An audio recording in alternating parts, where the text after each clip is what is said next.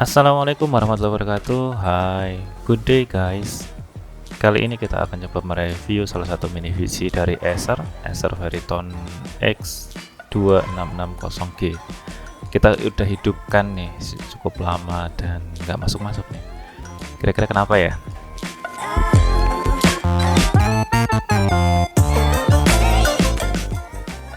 Six and a half hours later. Oke, habis ini kita coba bongkar, kita coba ganti bootingnya pakai SSD. Karena speknya sudah cukup bagus ya, Acer Veriton ini sudah dilengkapi dengan Core i3 8100.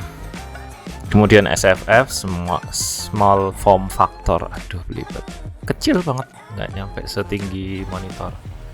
Dan dilengkapi PCI, jadi bisa kita tambahin VGA low profile. Oke, kita siapkan meja operasinya. Di back panel colokannya cukup lengkap, ada display picture, ada HDMI, ada VGA, dan untuk membukanya ada dua baut di bagian belakang. Kita tinggal buka aja.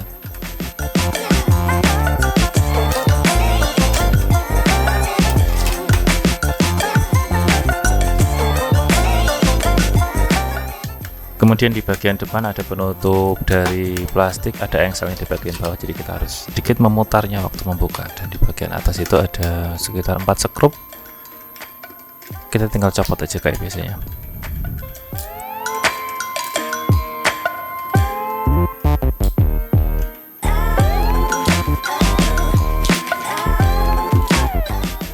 Pada bagian depan panel ada colokan USB-nya, ada 4 biji, kemudian ada colokan ini lumayan lengkap. Cuman yang ini versi nggak ada DVD-nya ya, dan jangan lupa di bagian situ ada kabel untuk harddisk, kita copot dulu sebelum kita mau mengambil kompartemen yang berisi harddisk.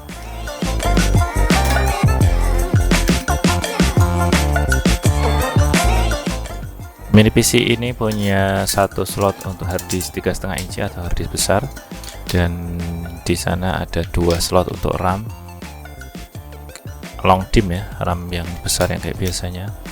Dan untuk menambah harddisk 2,5 inci ini kita bisa kaitkan di konektor yang di bawahnya, tinggal dibaut aja.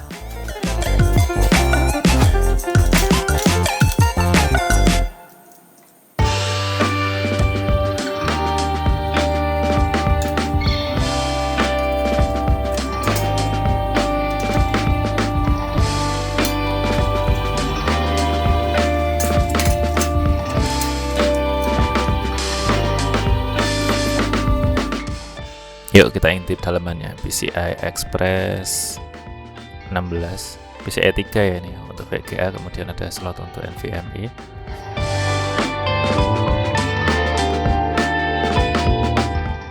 Ini kalau misalnya kita mau nambah untuk WiFi.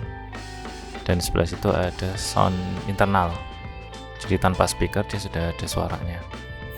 Untuk power SATA bawaannya ada 2 slot, jadi kita bisa menambahkan. Cuma dicolokan datanya ada 4, jadi kita sebenarnya kalau mau nambah lagi tinggal bikin paralel aja di powernya.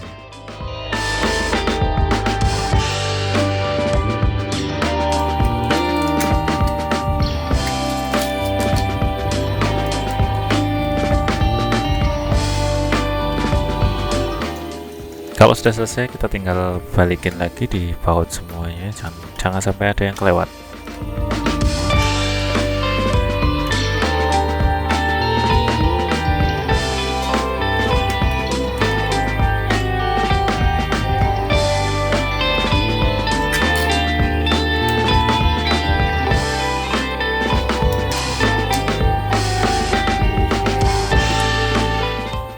Bagian yang paling penting jangan lupa, karena kita habis nambah SSD, kita harus kasih power, dan data SATA-nya jangan lupa dikonekin.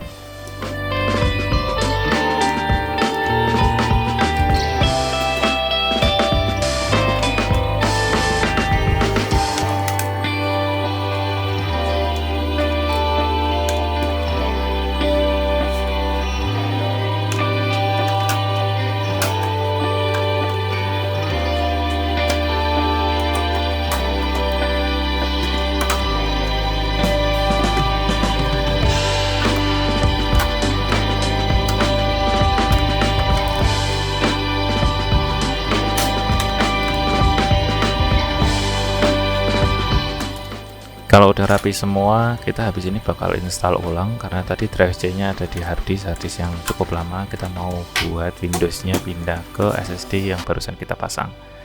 Semoga jadi lebih cepat. Dan hasilnya adalah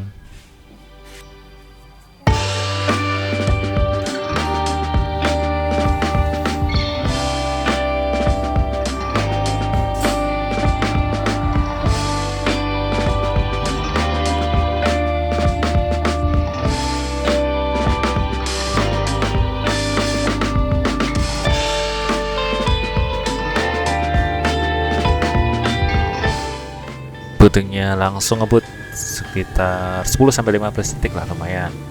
Habis itu kita install aplikasi-aplikasi standar sebelum kita nanti tes, karena memang RAM bawaan itu hanya 4 GB. Kita cuma pengen tahu kebutuhan RAM kalau misalnya kita pakai untuk ya sekedar office ringan, nyetel YouTube atau ngerjain tugas, cukup nggak 4 GB itu. Pengujiannya nggak terlalu sulit guys, nggak terlalu yang ribet-ribet kayak gimana. Kita cuma buka Chrome beberapa tab, dan nanti kita mau semua tabnya itu ngeload video, jadi lumayan berat untuk di Chrome. Ini sudah berapa nih? Ini ada 7 tab dan semuanya kita play videonya ya. Jadi bakal rame suaranya ini pasti. Kita pengen tahu ini RAM-nya yang kemakan untuk hanya menyalakan 7 tab ada berapa.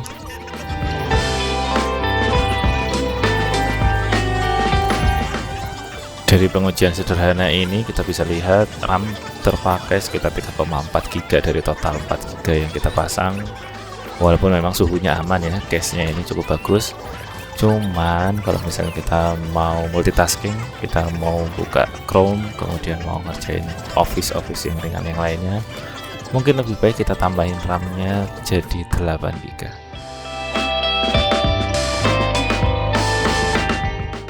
BTW ini komputernya kita jual loh. Siapa tahu ada yang minat, silahkan komen di bawah. Terima kasih. Assalamualaikum warahmatullahi wabarakatuh.